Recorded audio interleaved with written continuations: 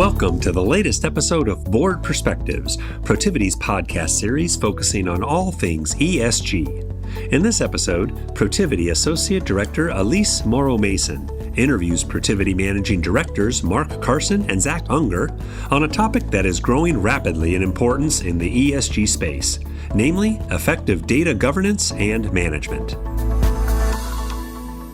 Welcome to the Board Perspectives podcast, brought to you by Protiviti, a global consulting firm, where we explore numerous challenges and areas of interest for boards of directors around the world.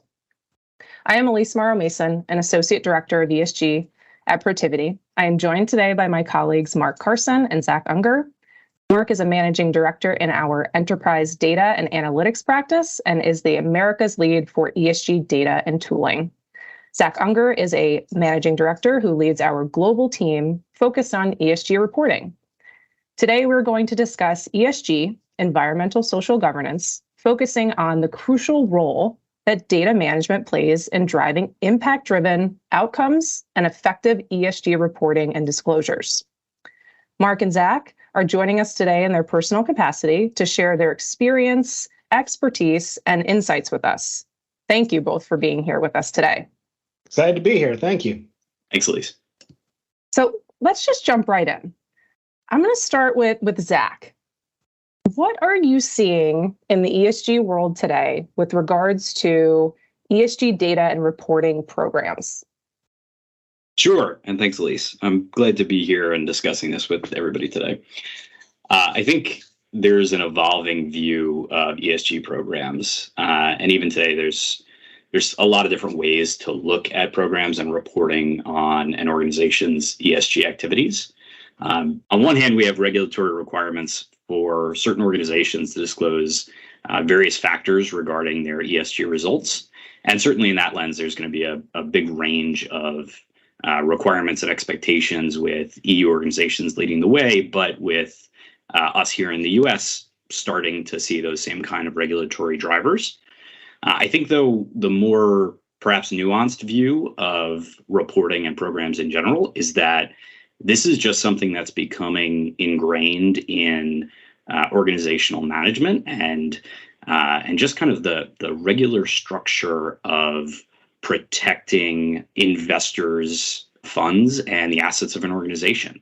If you want to look at that a different way, ESG programs are effectively moving away from the group of nice to have activities or green or progressive activities and think of them more nowadays as just part of good governance, good management, and inherent to the kinds of behaviors that we'd expect companies to take to protect investments from the ill effects of global climate change. This is one aspect of ESG programs that aligns pretty well with the upcoming US guidance from the SEC in that there's pretty good alignment between that same driver of considering what might go wrong and thinking through risk factors that would be disclosed in a public filing.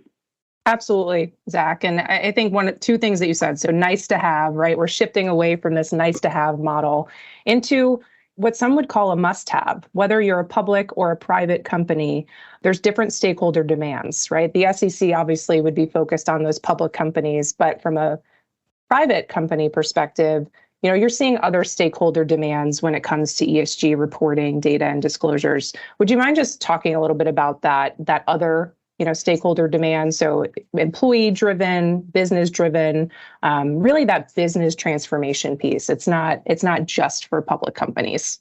Yeah, it's an excellent point. I think just grabbing one of those items, I think we all know that we have lived for a long time now in a difficult hiring environment, that it's a real challenge to hire and retain excellent qualified staff. And a lot of organizations are seeing, what you might consider a somewhat softer impact from these ESG programs of making organizations, regardless of, again, if they're a for-profit company or a publicly listed or private company, but making organizations a place where employees want to be and want to be loyal to, helping to drive the kind of retention that is crucial to organizations, particularly as we continue to operate as a leaner organization in a lot of cases.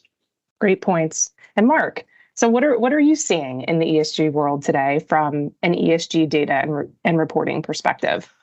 To put it simply, it's the Wild West, right? In a lot of ways right now, in so much as the ways in which interest in ESG is manifesting itself across different stakeholders, right? As to play off of what Zach said, whether it be an interest in leaving the world a better place, right? But beyond that, an interest in making sure that you're effectively managing risk as an organization. An example I always use is, if you're a paper company and investors are looking at investing in you, and a large percentage of the land leases where you grow trees for your paper in 25 years are going to be in high likelihood wildfire zones because of climate change. Investors want to know that now, and they're savvy enough to be asking those types of questions. Insurance companies as well. So it's very real, and it's not going away, even if there is a slower roll of regulations in the US versus other areas of the world.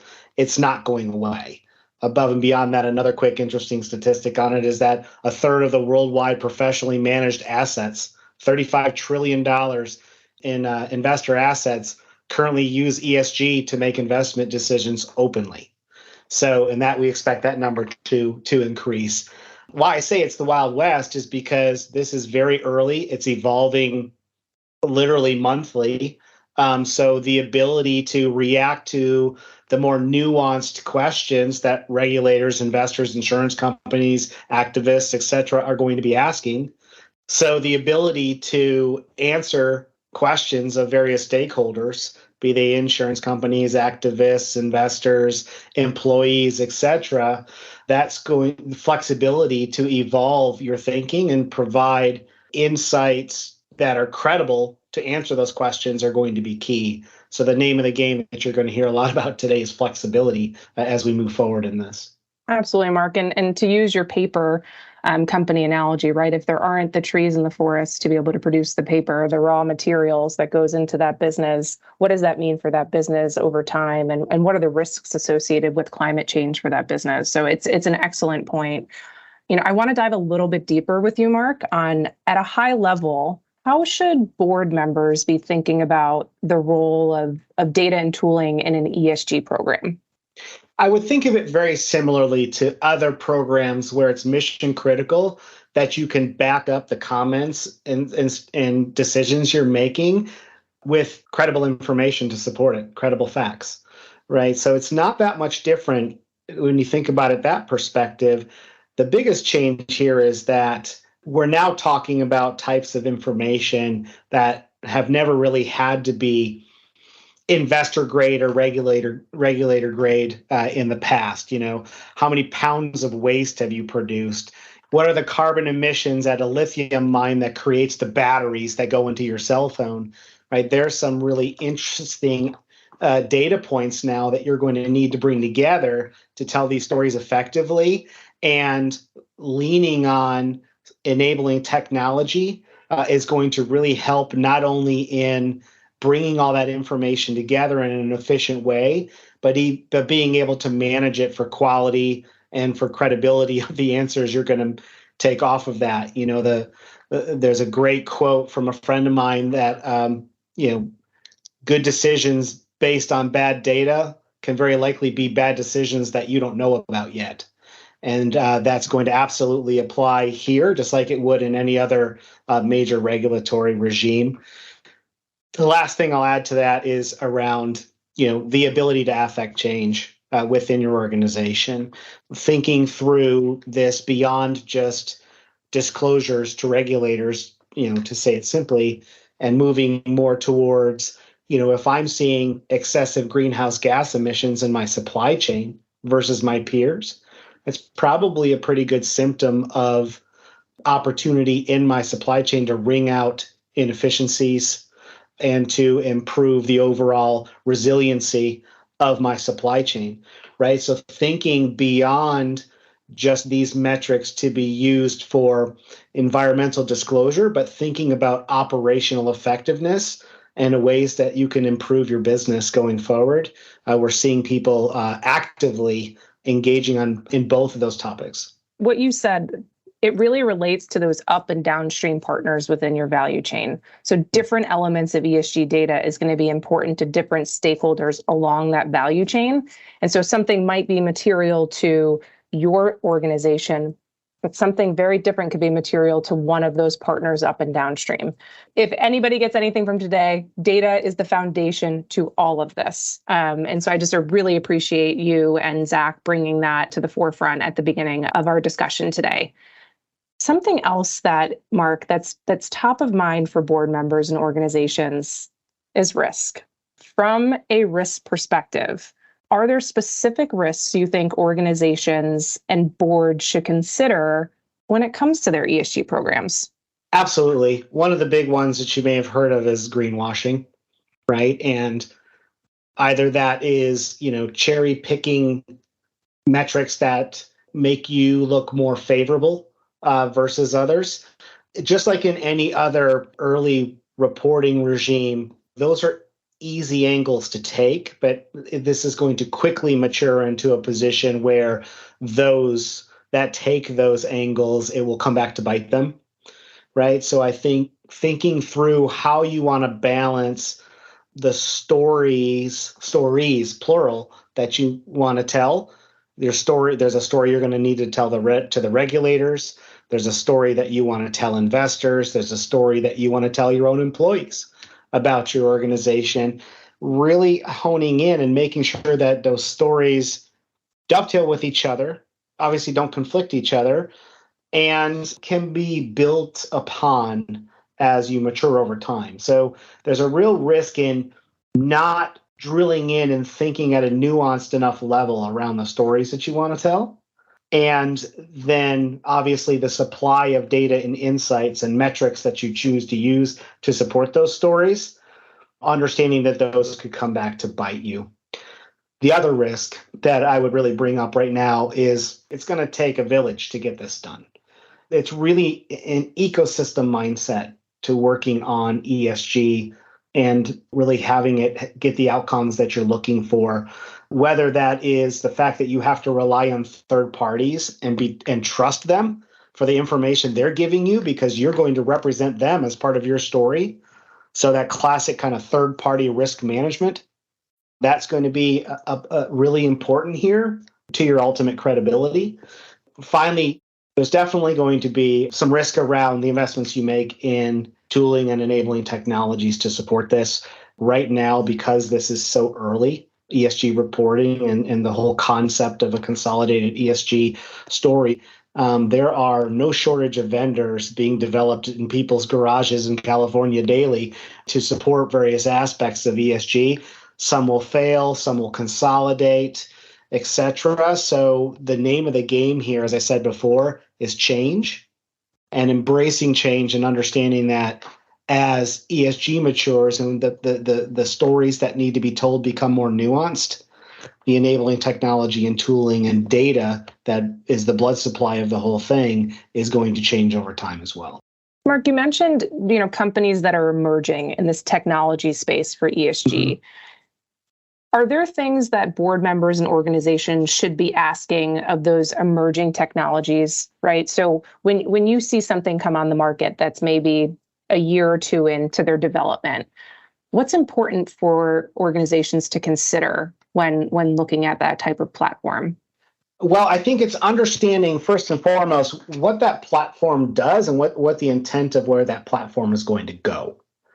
So when we think about a comprehensive ESG capability, we think about the ability for you to track information about yourself, about a myriad of different topics: waste, recycling, greenhouse gas, et cetera, diversity and inclusion, all of these angles. All of those are going to have applications that will help you track and support managing that information. But then you need to bring all that information together. And bringing it together in a warehouse style is a lot of people's approach to do this. That requires additional technology and tooling. And then finally, what I like to call the last mile of pulling that data out, massaging it, and then providing it out to tell the stories that you need to tell, that requires tooling as well. So across the board, When you think about this, it's really an ecosystem play. It's not unlike any other major reporting regime that's come through in the past. A lot of the same tooling and capabilities can be leveraged again, but there will be specific aspects to data collection and reporting that are specific to ESG that you've never thought about before. And those are the pieces that are going to need to be bolted on and are going to evolve quickly over time. And Mark, if I can just add to that, I think there sometimes is a tendency in this space to jump straight to, I need an ESG tool to do X, Y, or Z in my ESG program. And I think it's really important for organizations to take the time to consider what the needs for your organization really are, and then consider whether it's homegrown or purchased, but what in-house capabilities already exist that may fulfill some of those needs. And the one that jumps to me is visualization and dashboarding. Lots of organizations have capabilities like that in-house at this point. So, the question of how important that is to your reporting regime can help to drive whether the decision is, do I need a specialized tool for this, or is this something I can filter through our existing capabilities? That's exactly right, Zach. And, when for board members, we're now seeing that ESG dashboarding metrics, visualizations are being reported on that quarterly basis. Without the use of tooling and the right data, that was being done manually. And so we want to make sure that from the governance aspect, making sure that data is getting to the board in a timely manner and in an efficient manner. And data is at the crux of all of that and how you're managing it. And those visualizations don't need to be manual, right? There's great software and tools out there that can help you do that. And it's really helpful at that board level.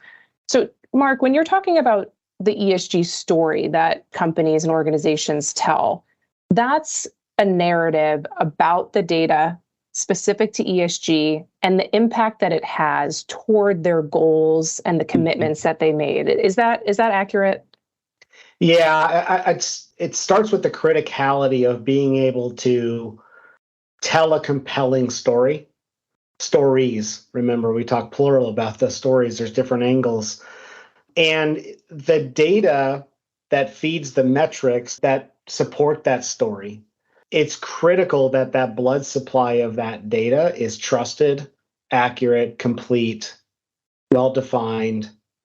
All of those things are going to be challenges coming out of the gate, particularly when you're dealing with information that's coming in an unstructured format versus your traditional kind of columns and rows, general ledger style reporting that has been, at the forefront of most reporting regimes to date.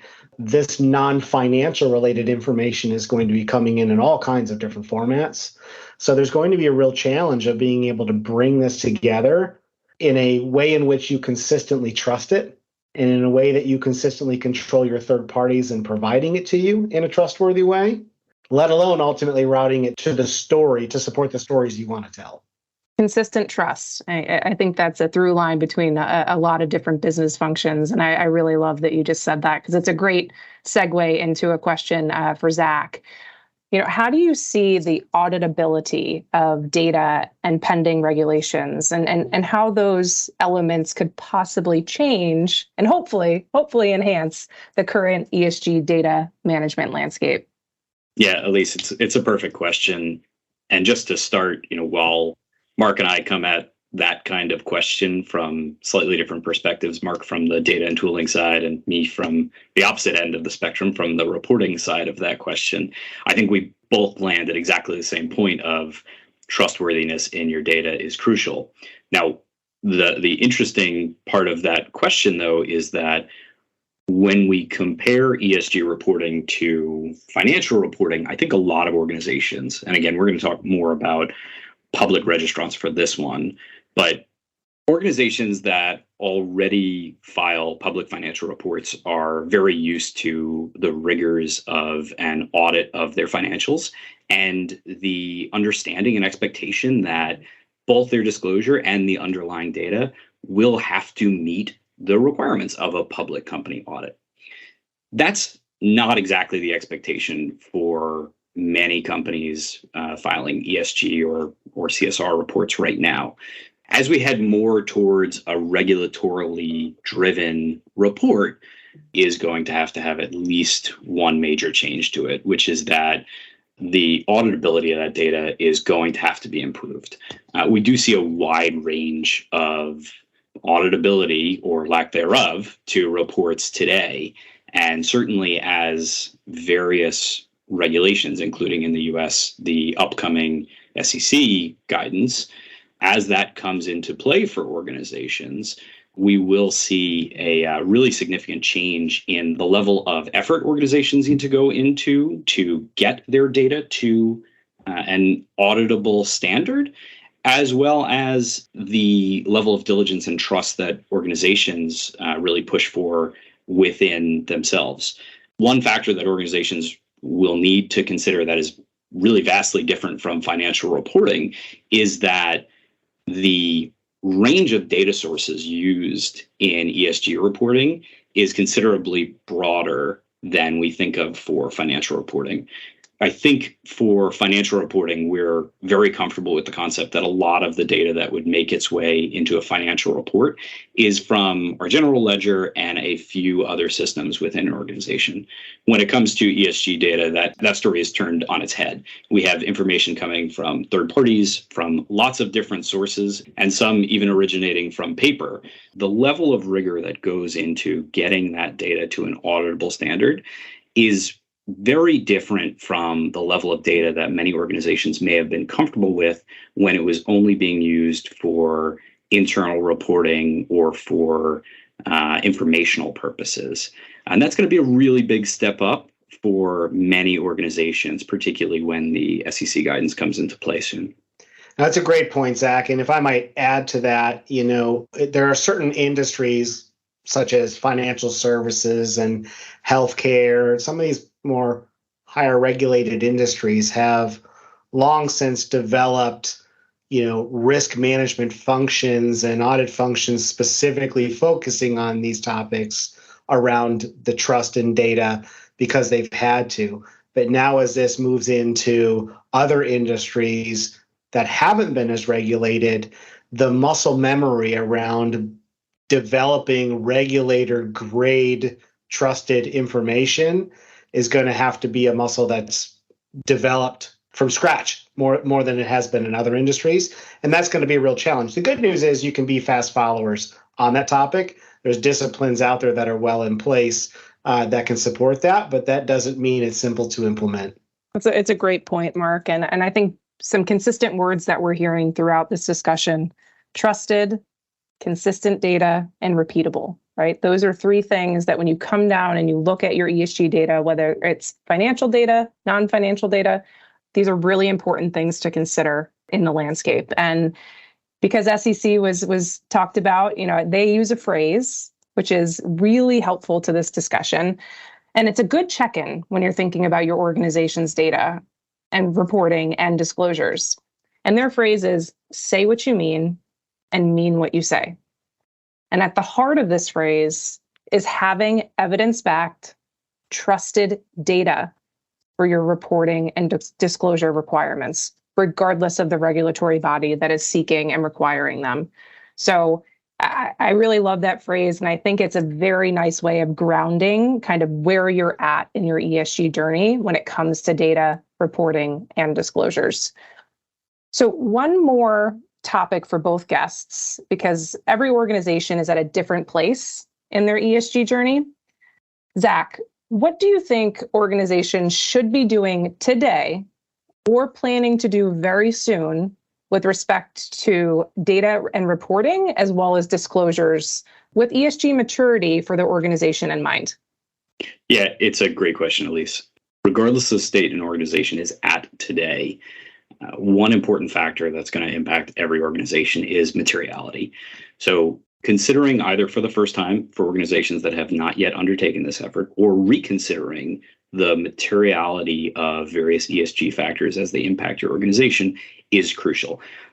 Materiality is one of the core factors of disclosure. We disclose the things that are material to organization. It ties into your mantra and the SEC's mantra really nicely there.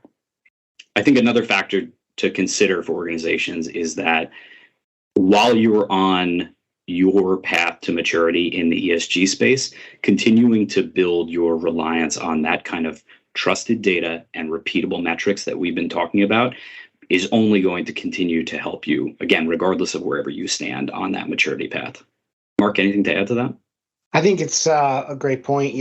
Ultimately, say what you mean what you say requires you to have an understanding of the audiences, the investors, the insurance companies, activists, your own employees, understanding the stakeholders and being able to tell the story that you want to tell in a meaningful way to support that. Without that story to begin with, establishing data and metrics becomes an academic exercise. So it's really starting with focusing on that story. But once you have that story in place, one, embracing that story is going to change over time, because it's absolutely going to. But also, two, is then how can we go about most effectively and efficiently collecting that information and managing it for trustworthiness. And there are a lot of products out there. You likely have a lot of products already in-house that can help you do that. And from that materiality standpoint, most of the well-known frameworks support and encourage materiality at the beginning of your ESG journey, SASB, TCFD, GRI. So we definitely encourage you to look at some of those frameworks because they do help with your ESG journey. So Mark, Zach talked about what organizations should be doing and talked about materiality. And I'm wondering, and you touched upon this a little bit, but what about software and tools and the overall governance of data? How do those elements play a part in ESG data management? I can't stress it enough that if you have been involved in establishing investor grade or regulator grade information in the past to tell other stories you need to tell, whether it's regulatory disclosures, board reporting, investor reporting, a lot of the disciplines that you have in place around the methods for checks and balances to make sure that you trust the data, the capabilities you have around ingesting different types of data and storing it and manipulating it and preparing it for reporting, a lot of those capabilities you likely already have in place. So spending the time to understand what capabilities you already have, and then overlaying that with what are truly the unique capabilities that you're going to need to support ESG, taking into consideration the unique aspects of ESG reporting and the disparate types of data and the disparate formats of data that you're going to need, and frankly, a large amount of herding of cats that you're going to need to collect all this data from the myriad of different stakeholders you're going to need to collect it from. Taking those aspects of what makes ESG unique, overlaying them on top of the existing capabilities you have, will give you a good mindset and place to start on what additional enabling technologies that you might need to support you in your overall ESG journey. That's exactly right, Mark. Like anything, you have to start somewhere. So knowing where the data lives, who's the data owner, and how do we, and I'm going to add 2 words to our running list of trusted, consistent, repeatable, and 2 words I'll add is automate and integrate. We want to make sure that this data is efficient and effective from a reporting perspective and from an internal stakeholder perspective, that each of these data owners have access to the different systems from a reporting and disclosure perspective. Mm-hmm. So I really love our growing list of keywords here. And I want to thank Mark and Zach, both of you, for being with us today and sharing your insights. It was extremely valuable and such a great discussion. So Mark, one last question to close us out. What are 3 key takeaways you want our audience members to remember from our discussion today?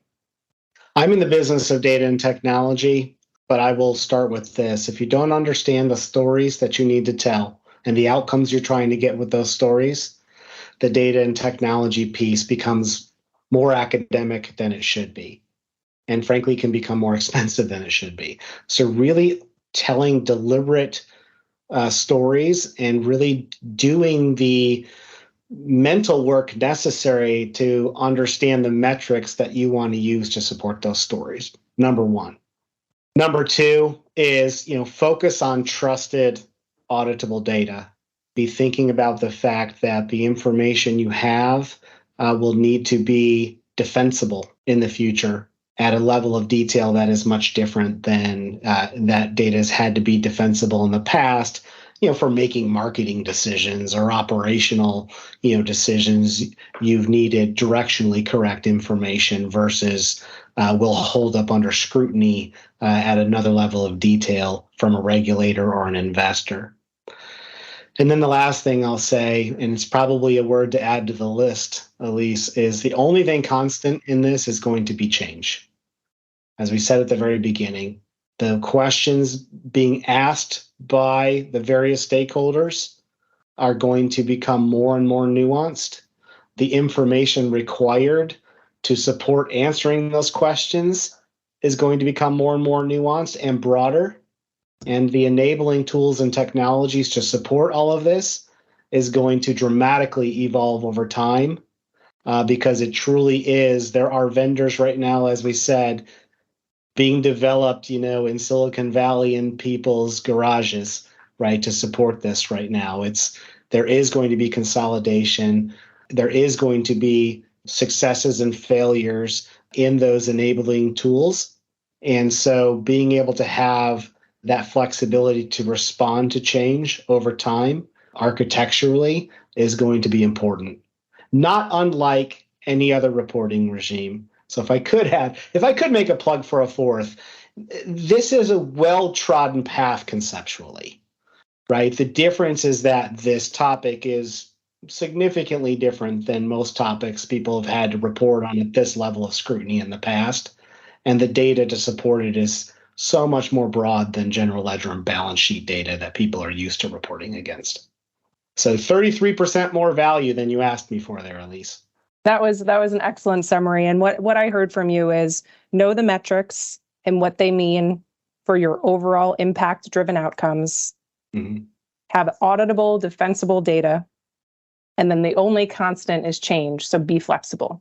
If we were to add up all of our words, it's trust, consistent, repeatable, automate, integrate, flexibility, and change. Well, I want to thank you again both for being here. Thank you to our listeners. We hope you enjoyed our discussion today about ESG and the crucial role that data management plays in driving impact-driven outcomes and effective ESG reporting and disclosures.